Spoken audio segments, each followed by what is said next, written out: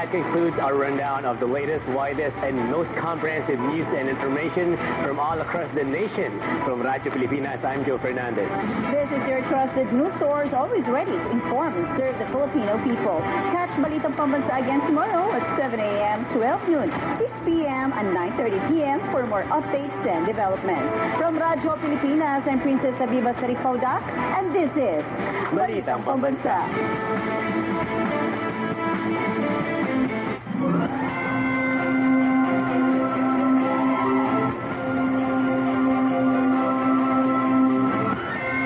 We know you're always on the go.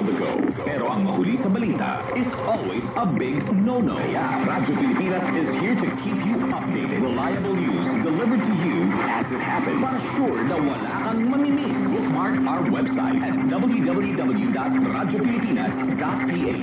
Follow us on Twitter at Radyo Pilipinas and like us on Facebook at www.facebook.com/Radyo Pilipinas 1. Together, let's dismiss this information.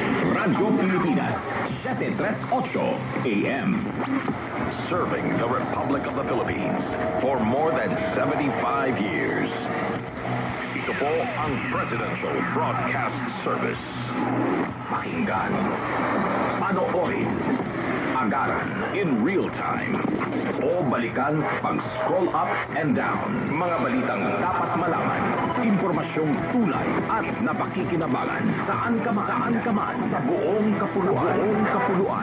Bangon sa bagong sigla, kababayan, kasama ang social media, Howard Broadcaster ng bagong mamamayan, tapat sa pag-uulat. Ito po ang Presidential Broadcast Service sa Metro Manila, Radyo Pilipinas 1, 738 AM. Let's go. Oras para sa musika.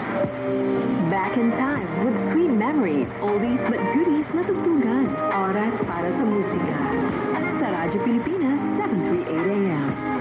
3 minuto makalipas ang 10:00 ng gabi.